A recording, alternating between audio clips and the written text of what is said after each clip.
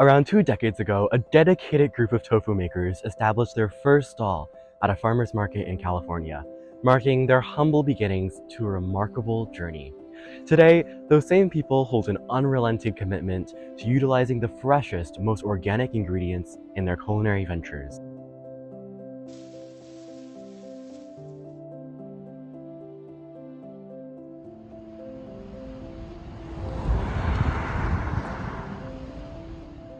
To make tofu, we first start with soybeans. The soybeans are being distributed into a grinder, and the grinder is grounding the soybeans into a slurry, a mush. This slurry gets cooked and water is added to turn into a loose soy milk.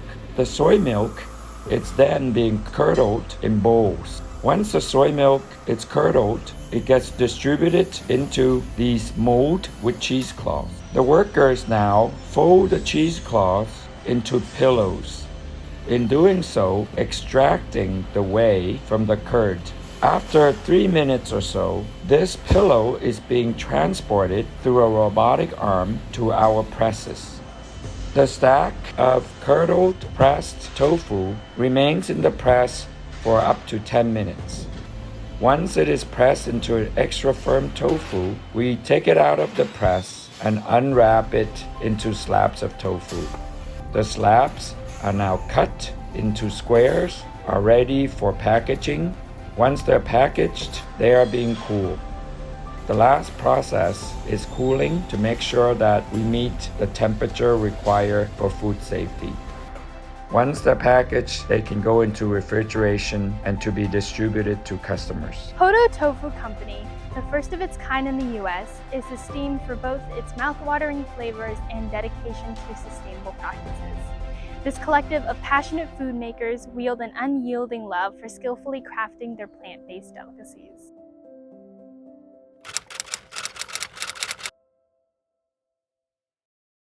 My name is Minh Tsai. I'm the founder of Hodo Foods, which is a plant-based food company here in Oakland, California. My inspiration is actually because I couldn't find really good quality tofu that I ate growing up in Asia. So I decided that I was curious enough to learn how to make it and started selling at the farmers markets. And when I saw how excited people were to eat fresh tofu and high quality tofu, it became a business. For any business, as far as sort of family support, I think it's important that you do what you're passionate about. Like, I think there was some skepticism among my family members and even my friends. Like, wait, why are you quitting your finance job to start a tofu business? But I think because I was really passionate about tofu and I'm a curious person in general, I just thought that if I was doing the things that I love to do, eventually I'll figure out how to turn it into sort of like a job or a business. So I wasn't too worried whether my family were supportive or not, or my friends were supportive or not. I think they were supportive in the sense that they're like, wow, I hope it works out. We'll eat your tofu, it's really good. But they were also really scared and nervous that, it's not a viable business. There are a lot of risks.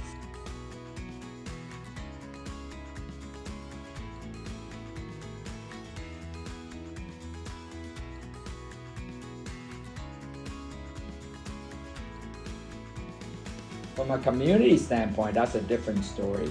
So when I started at the farmers markets, I think the consumers were really curious and excited, not only to eat these delicious tofu products that I make, but they also were very curious about how it's made. So the farmers markets were great places to really educate the consumers. So everywhere we went, whether it's Berkeley or Palo Alto or San Francisco, the consumers in that community really supported us. And it's not like you can find fresh tofu anywhere. So there was a tremendous amount of community supports, and in fact, some of the very first investors that supported us in opening this tofu plant were customers in the communities that we grew up knowing and who basically loved our products.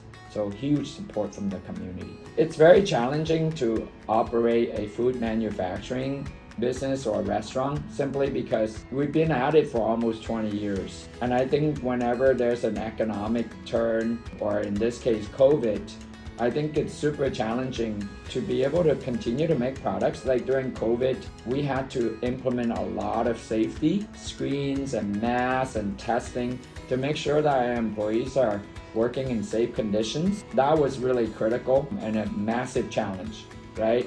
How do you continue to make good products, to make products for the consumer, and also to keep your employees safe?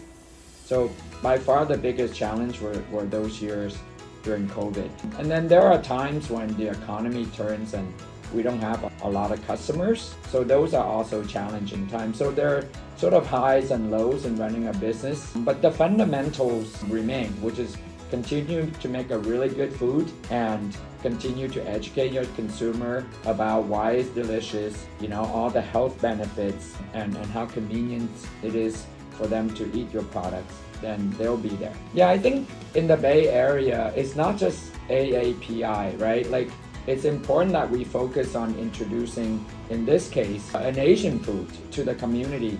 But I think we have to think broader than that. I think of food, at least, is universal. Like all the food that you eat growing up, whether it's sushi or pizza, they come from a certain ethnic group. But so when I think of food, I look at it in two ways. One, it's a great Asian food that we want the world to know about. But two, it's also just a delicious food that everyone should try. So you have to basically serve not just your own consumer, but you have to serve the broader consumer through education. And I think the success of Hodo is really that. We will never walk away from our origin of tofu starting in the East Coast in Asia, but at the same time, we want to expand into markets beyond the Asian markets. And I think success is really universally making a food that nobody thinks twice about, oh, where is it from? But like, wow, I love this food because it's delicious.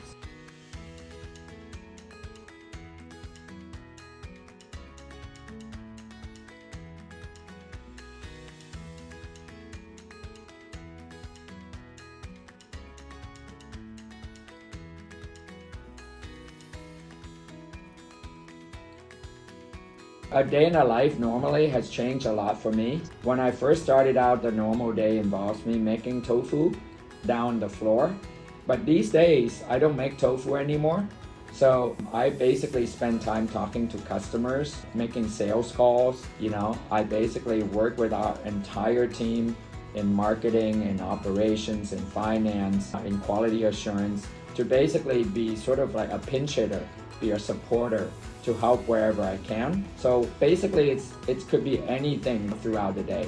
If there's a fire somewhere, like not a fire, but there's a problem somewhere, that's where I go in and try to help. So there's no common day. Some days are just nonstop, and then other days are lighter for me because there are no issues. I think my favorite product at Hodo is our soy milk, simply because we use organic soybeans and we make such a thick and creamy and delicious soy milk. And I like soy milk because A, I can drink it, but also because I know how to use soy milk to make tofu. I can make tofu at home. Like, we don't make and sell a tofu here called the silken or the soft tofu, which is one of my favorite tofu. You eat it hot, it's soft and silky. And so I basically take soy milk and I go home and I make it. And I also teach restaurants how to make it. What I've done here next to it is I put this in an air fryer. Look how beautiful that is. It's crispy on the outside, chewy on the inside. Look at the beautiful color. You can dip that pretty much in any type of soy sauce. So to me, silken tofu is delicious. And then I love our yuba. It's so beautiful and it's such a chewy mouthfeel. So, silken tofu, soy milk, yuba, those are the products that I really love here. The main ingredients that we use to make tofu is soybeans. And all of our soybeans are organically sourced in North America, in the US, and soon we'll start testing soybeans grown in Canada for us. But it's all North American organic soybeans. And then all of our spices that we use are also organic. Spices generally we source globally, right? Because none of them you can't source spices just in the US. So we use global spice because a lot of our sort of ready-to-eat products are very global, like Moraga or like Indian or miso from Japan. So we have to be very global in terms of our recipe development.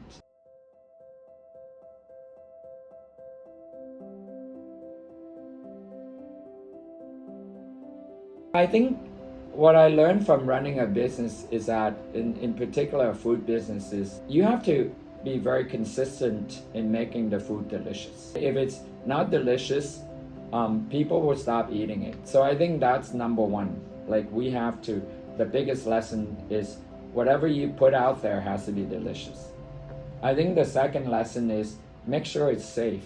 Like make sure that the quality is consistent, all the food safety measures are there. And when I say safe, it's not just the safety of the food, but also the safety of the employees. Making sure you put in measure so that your workers are safe and happy, the food is delicious.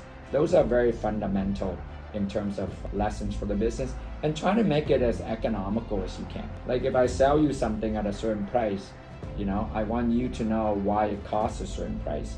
I want you to understand how much I pay our workers, the cost of doing business, because the more transparent I can be, the more understanding my customers are.